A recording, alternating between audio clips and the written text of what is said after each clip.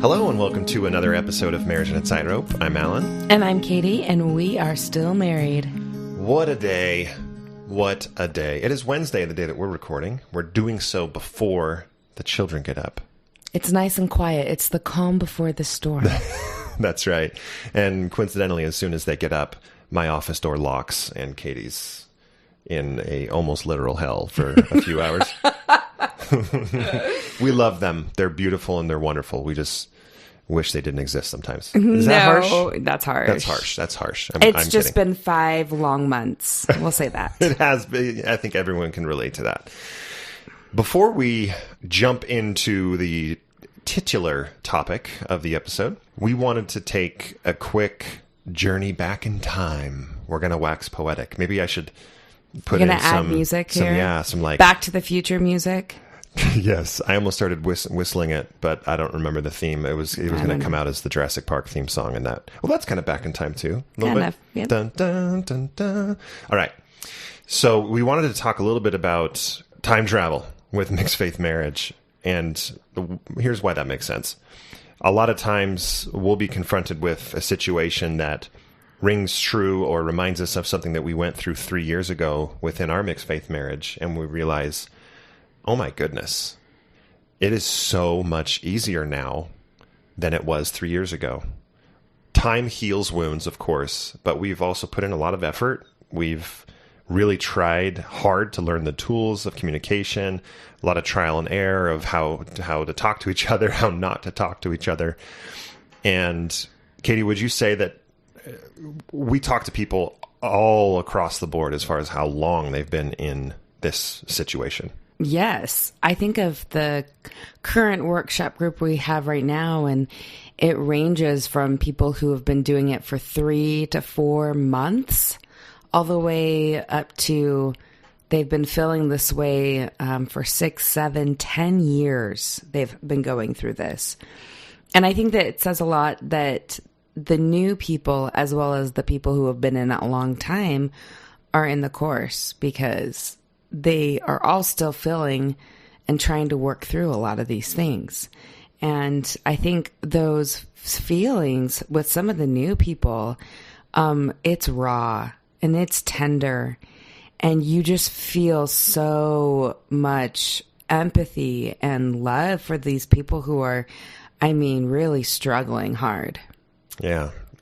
For those that are listening to this episode that are new to the mixed faith marriage world and they feel pain just thinking about the words that Katie just said about the pain that you're feeling. It gets better. Time will do some of it, but purposeful effort to improve your relationship will do the majority of the work. You've heard it, for those that have tried to play sports before, that practice makes perfect is a common athletic phrase, but perfect practice makes perfect. If you're not practicing the right way, you don't have those right fundamentals. And the same thing is true within a mixed faith marriage. Time, and you're gonna practice in your mixed faith marriage ways of communicating, and you're gonna have some trial and error. And we certainly learned a lot going through that. Which is what all of you get to listen to. Yeah, I know. Is our trial and error. You've heard some of that documented trial and error. That's right. But that's practice, right? We're trying to help ourselves and other couples learn perfect practice, learn the purposeful, clinically proven ways of dealing with and improving, fortifying your marriage.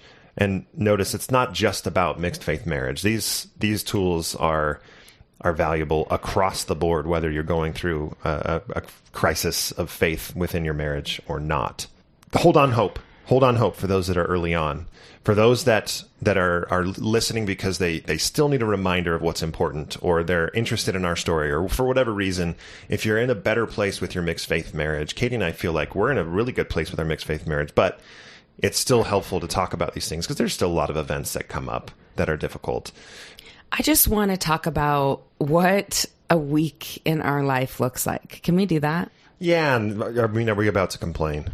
We are not going to complain because I think that in order for us to continue to do this podcast, we just need to tell people how passionate, I think people know how passionate we are about it, but just this last week, we had our workshop on Tuesday and Sunday, which is amazing because I love hearing people's stories and teaching them new content. Alan had a breakfast, I guess a morning coffee. You're not supposed to use the C word.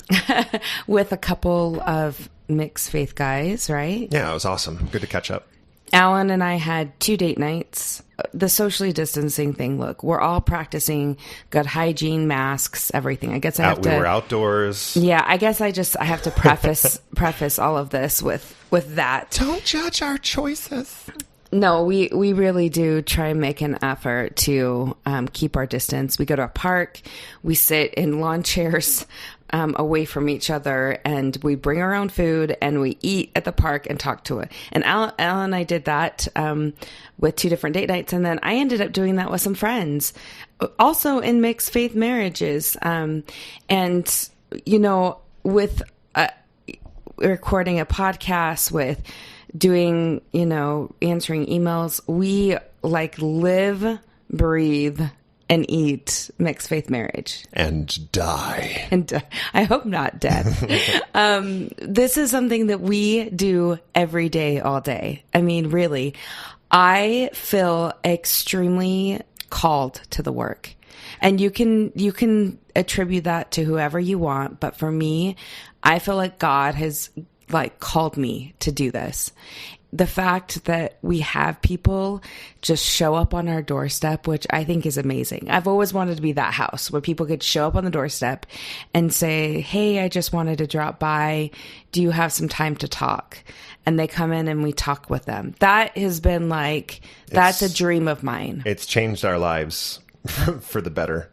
It does. It really help. has. It's been amazing. It does help that we're both extroverts. Yeah. And what this is all coming down to is we're announcing that this is our final episode. No. That we're bowing. Oh, no? No. Oh, okay. So anyway, the reason why I bring that up is because we know that many of you have been active in our community, in our Facebook group, or maybe just lurking. That's fine too.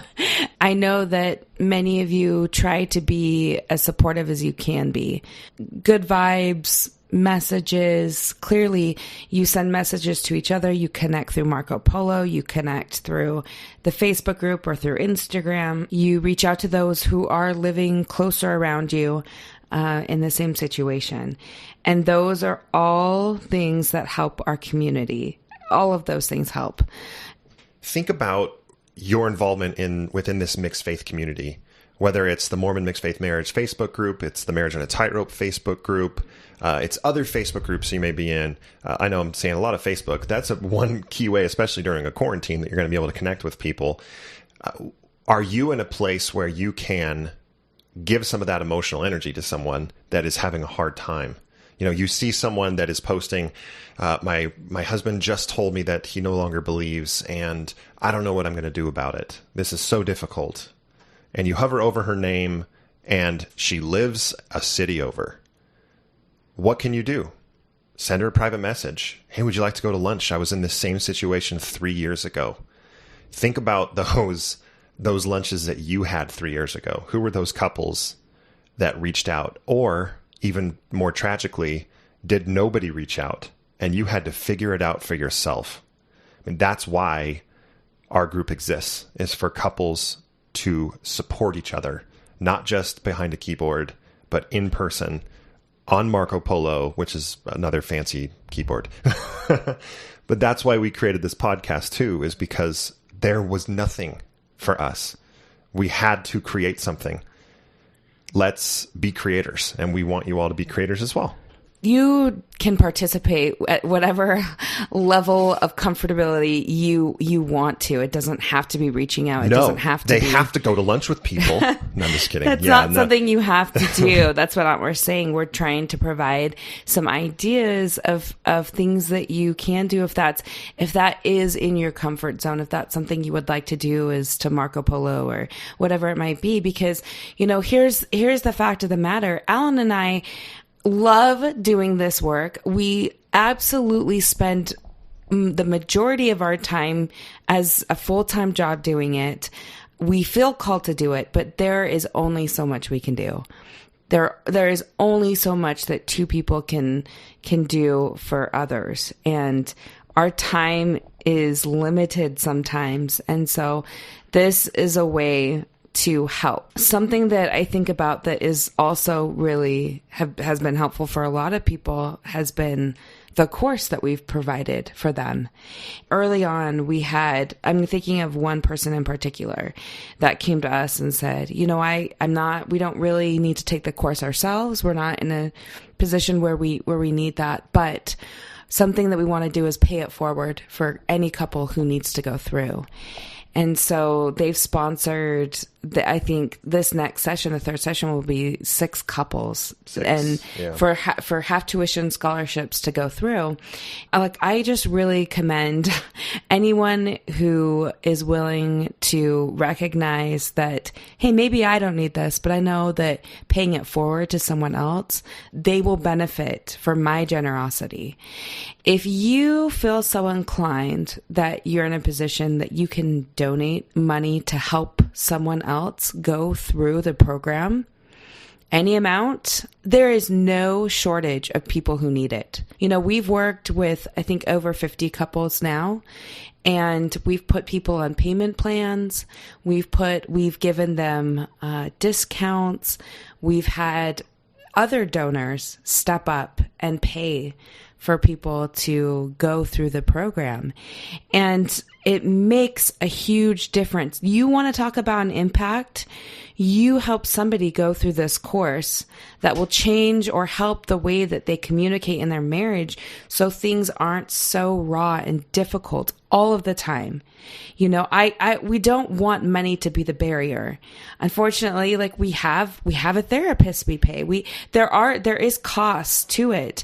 And so we're trying to give everyone an opportunity that needs it. Many of you are in a position during these difficult economic times, luckily, and you're blessed, if you want to say it that way as well. I don't like that. You don't like that? I don't like the hashtag blessed. I think that you can say that you're lucky, or sure, you can use blessed if you want, but I just feel like the connotation is that you're more blessed than someone else. Right. Well, if you are in a financial position that during these times recognizing others are not, we are strongly encouraging you to help out. The best way to do it really is you can email us at marriageonatightrope@gmail.com if you would like to discuss kind of scholarship or scholarship options.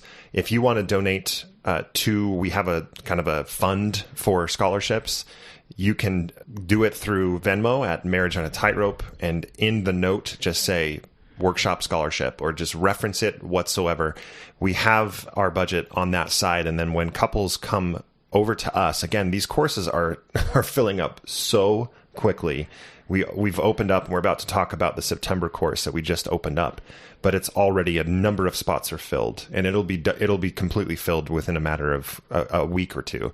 But we have a few positions that we create for economic struggle couples and also crisis couples, where we don't let the course fill all the way up, because we know that there will be a few couples that come to us that are in absolute crisis mode. They do not know how to handle what's going on in their marriage.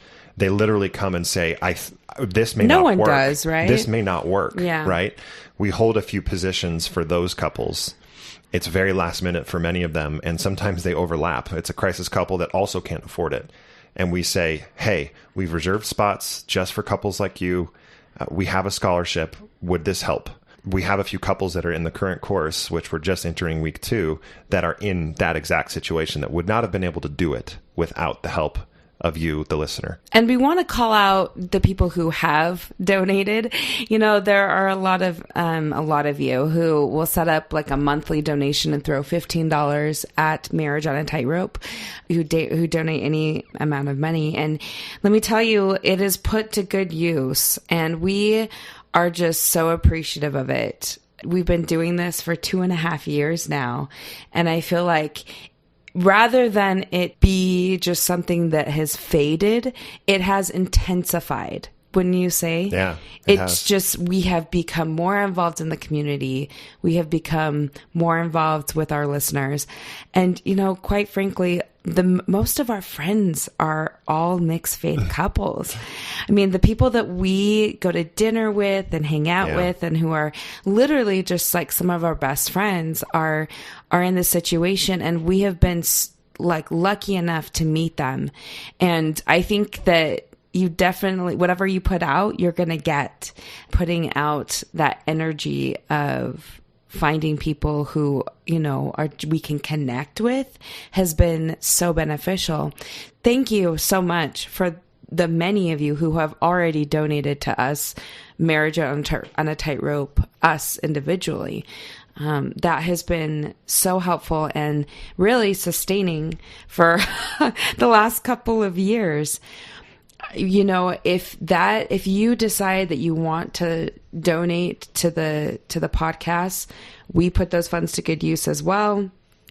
We appreciate so much the donation and the thought. And again, you can connect in other ways. If money is an issue, then please be active in our Facebook group. Reach out to other people. This really is us saying we need help. Yeah. I'm holding up a help sign. Please help us help others, because this is a wonderful community. A lot of people are doing a lot of really good things. You want everyone involved, right? Yeah, absolutely. Thank you for bearing with us as we walk through this impassioned plea for further help with your time, if you're lucky enough, with your money as well, to help other couples be able to get the help that they need. So thank you. And now let's tell you the details of our September course. It is live right now on Eventbrite. You can go there and search for Workshop on a Tightrope. And here's the basic details. It starts on September 22nd, which is a Tuesday night. It goes through October 27th. It's every Tuesday and Sunday thereafter, after September 22nd, at 8 p.m. Mountain, 10 p.m. Eastern, and 3 a.m. in Tel Aviv. I'm not sure if that's right. Don't Probably check isn't. No, and each live session is done via Zoom for 90 minutes. And on Tuesday we have Natasha Helfer go through one of 6, because it's a 6-week course, mixed faith marriage main themes and topics, and she presents that. It's very clinically sound. We roll out a at-home exercise that we call your Tightrope in action every single Tuesday night, and then you have until Sunday as a couple to work through that exercise together. It's a crash course, guys. 6 weeks. It goes fast. It goes fast, and it's a short amount of time to talk about heavy things, right? Yeah, you are going to be put in situations where you have to talk about it. I have here on our notes a message from one of the couples on Sunday night in week 1 said, quote, "There's some real difficulty in being able to talk about some of these things. It makes us have to face the communication challenges we have as a couple. This exercise led to more question marks, which is good, but hard." So you get thrown into the fire here. It's difficult and really, really helpful stuff. That is the structure of the course. On Sunday, we get together and we talk about the experience that each couple had. And then we have Q&A for 30 minutes as well, both for Katie and I to share our experience and for Natasha to share her clinical expertise as well. Like we mentioned, that these spots do fill up very quickly. It's been open for a couple days. There's already a number of spots that have filled up. Really important, if you're looking at joining this course, you can use your HSA to pay for it. If you are interested in using your HSA, you don't need to sign up through Eventbrite. Send us an email and we can set you up with the right process to do that. If you do sign up before June, what month are we in? August? If you do sign up before August 14th, you'll get $50 off the registration, and you get included in week 7, which is a bonus masterclass on sex and intimacy with Natasha. You do not want to miss the Sex and Intimacy Masterclass. It's Alan's favorite class. This is the only reason why I do the entire course. Just to be able to go through. I'm just kidding. It's great. Thank you for all those who have supported, that have joined the course. They have really great things to say about it. If you have any questions about that, you can go to marriageonatightrope@gmail.com. Kattie, anything else before we get to the self-care topic of this episode? Wow, this could have been an episode all by itself. Our little plea to everybody, but no, let's move ahead, and we'll talk about self-care. Last week, I had the opportunity to speak with Natasha and a bunch of others, professionals with Symmetry Solutions at the Digital Sunstone Symposium, which was a new experience, but I think they did a really good job putting that together. And one of the topics we talked about is reframing your mixed faith marriage. I was assigned self-care, which maybe I needed to talk about it for myself, which is why they assigned it to me. But we wanted to just talk about the slide that I presented, and hopefully helpful for some of you who are needing some self-care right now. I know that I feel run down. 5 months has just squashed me into the ground, hasn't it, Alan? I think you've handled it gracefully. Yeah, brownie points for being nice. It's been hard. And that's not even with like an intense mixed faith marriage on top of that. Kids, COVID, you name it. I think all of us could use self-care. So I wanted to put together some tips for self-care, and we're going to go through those line items and then talk about it. The first thing you can do to help yourself is to get support. And not just support from anyone, but support from those who have earned the right to hear your story. There are very good friends and very good family that are very well-meaning, but who give very bad advice. Wouldn't you say? I feel like we have come in contact with every type of person who has given us great advice and some other bad advice. You are going to search for those in your network who will support you no matter what. They will be a cheerleader for you. We're talking about professionals and non-professionals. You know, professional help can look like a life coach. It can look like a psychiatrist. It can look as like a psychologist or a therapist. It can be any number of those professionals that have the skills to help you talk through some of those issues. And a professional is a good person to go to for an outside view. Sometimes when you're stuck in a rut yourself, it's hard to see the outside. It's hard to see other points of view, and a professional can do that for you. Non-professional wise would be a good friend or a family member. Alan, what does a good friend and a family member provide when they are giving you support? Well, they listen. They're not trying to hear me to refute what I'm saying or to tell me why I'm wrong. Sometimes you don't even want them to give you any advice, good or bad. You just need someone to listen. That's, I think, the primary attribute of someone that's going to be helpful in many of those difficult moments. And someone who, again, will be your cheerleader, who will support you, cheer you on as you move through this space that's really hard. So support, that is the number one, my first suggestion.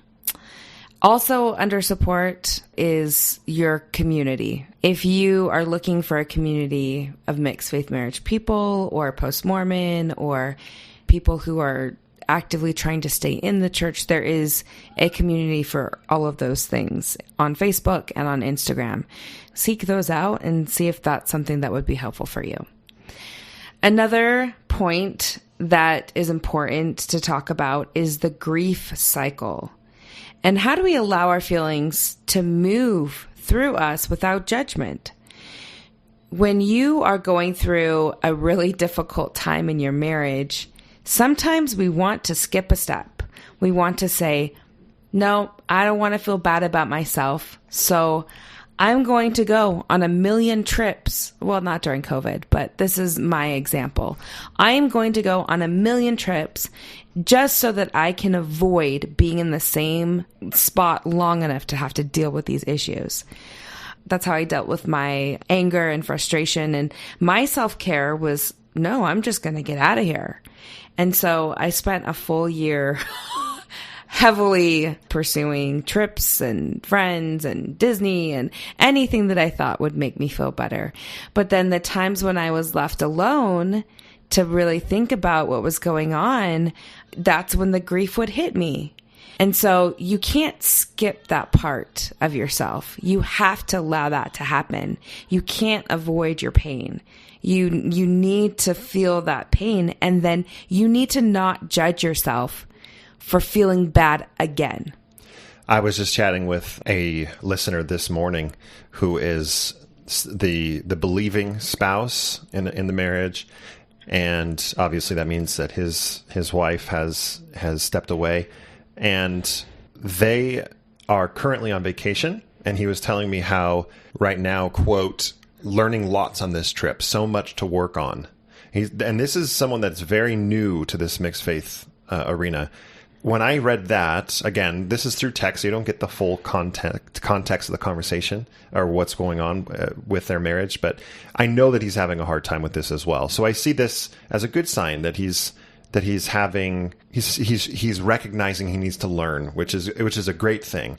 But I know how these ups and downs go, and what you just said, Katie, about the grief cycle, allowing yourself to feel that trauma, to feel that pain, even though he's having these positive attitude towards learning. I wanted to warn him. And so my response to him was, it really looks like you're going into the learning with a good attitude. It's absolutely okay if it gets overwhelming and the good attitude slips. Give yourself some grace. This is all a lot to handle. And I think that's what you're talking to here. I don't want him to set himself up to be disappointed in his own emotions, right? He's going to feel this pain and trauma. Even though he's walking into this with a good attitude, it's going to be difficult.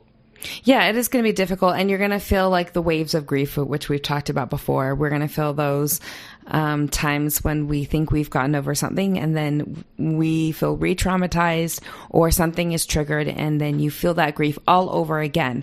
And as many of us can attest, with time, the grief becomes smaller and smaller, and time does heal a lot of things.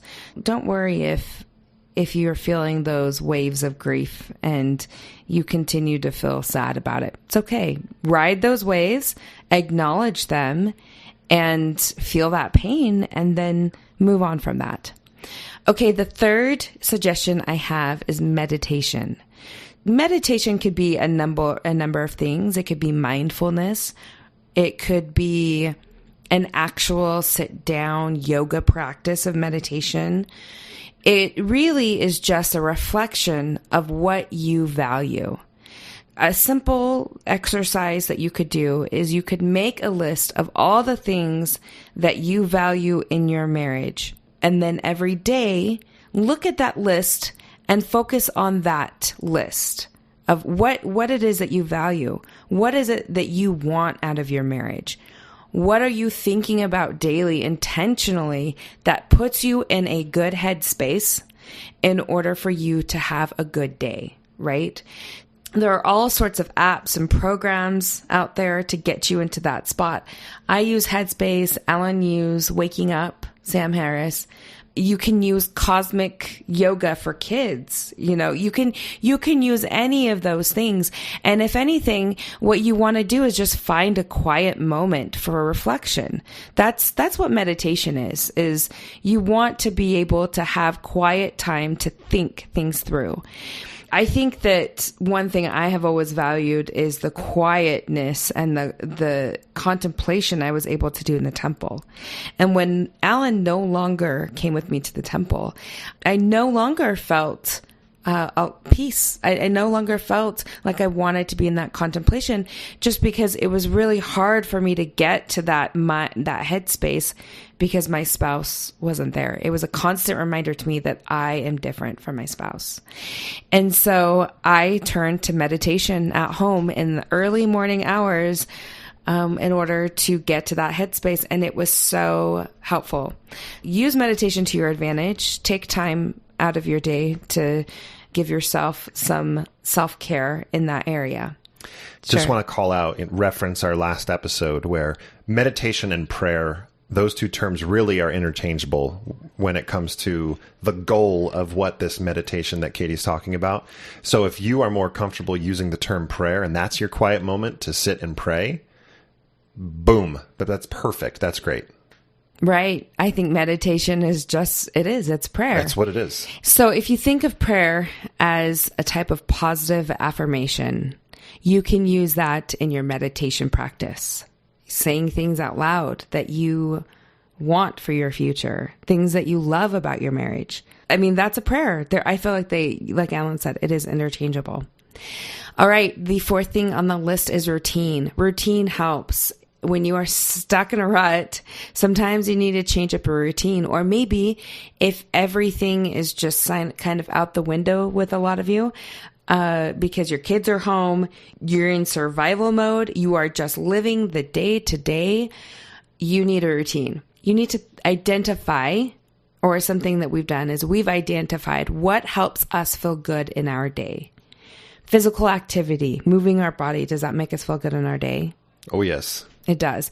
I'm a walker. I like to get out and like power walk in the morning and put on upbeat music. I don't listen to podcasts. I don't listen to anything that can muddle my mind, if that makes sense. I just want to hear something upbeat and happy and positive and get my body moving. And then when I get home, I will have my cup of Creo brew and I will read a book, or I'll write my thoughts and feelings down in a journal, whatever it might be. But having a routine is so helpful.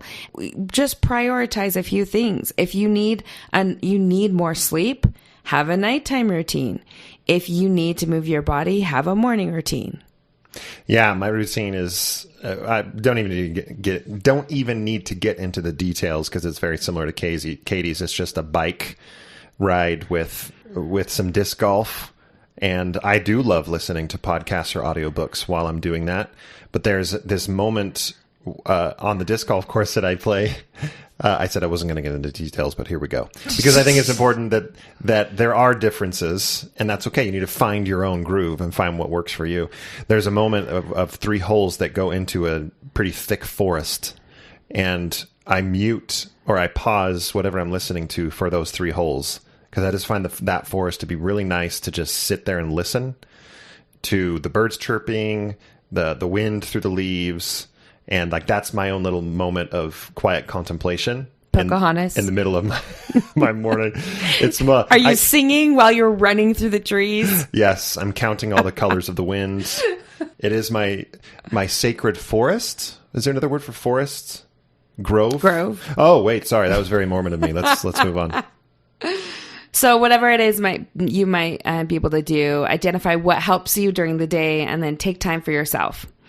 One thing that you can also do to provide self-care is model how you want to be treated. Self-care isn't just about taking care of your physical well-being, but also your mental well-being. I think that sometimes we immediately want to put up a front that everything is fine. I'm doing so great in my marriage. There is nothing wrong. Guess what? That is not realistic. And people will treat you as so. You know, one thing Alan and I constantly do is we put up a united front. We have each other's back. And, you know, we model to our friends and family that we want to be treated respectfully. We love each other. We don't want to hear crap about our spouse. There's no dogpiling here. This can be very easy to get into when you get a group of either believing spouses that are in a Marco Polo group or a text conversation, or non-believing spouses that are.